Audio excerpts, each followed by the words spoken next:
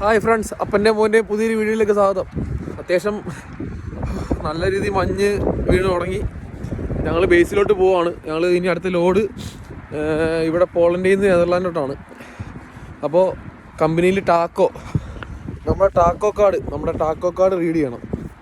Taco card അത് read ചെയ്തിട്ട് നമ്മൾ നേരെ വണ്ടി എടുത്തിട്ട് പോവാം. ഞങ്ങളുടെ കമ്പനിയാണ് എൽമെക്സ് ഇ ലോജിസ് എന്ന് പറയുന്നത്. അപ്പോൾ ഞാൻ ടാക്കോ റീഡ് ചെയ്യാൻ വേണ്ടി അകത്തോട്ട് പോവാണ്. അപ്പം നല്ല ആക്റ്റീവായിട്ട് നടന്നു പോകുന്നുണ്ട്, കുഴപ്പമൊന്നുമില്ല, ആളൊക്കെ.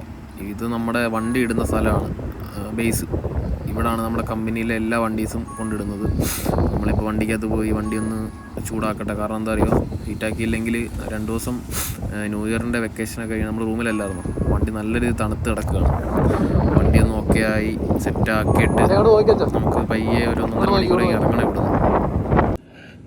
ഞാൻ ഇപ്പോൾ ടാക്കോ റീഡ് ചെയ്ത് കമ്പനിയിൽ പോയി ടാക്കോ റീഡ് ചെയ്തിട്ട് വന്ന് വണ്ടിക്കകത്തിരിക്കുകയാണ്.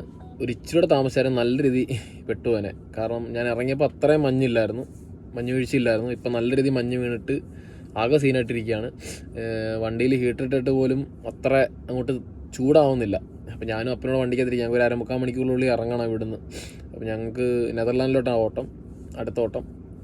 അപ്പോൾ ഞങ്ങൾ അടുത്ത നെതർലാൻഡിലോട്ട് പോവാണ്.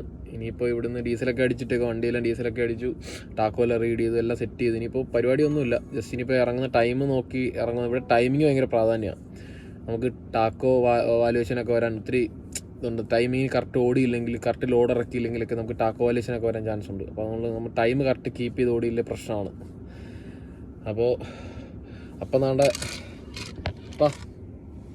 ഹായ് നാണ്ടെ അപ്പം ഫോണിൽ നോക്കിക്കൊണ്ടിരിക്കുക, വീട്ടിലൊക്കെ വിളിച്ചോണ്ടിരിക്കുക.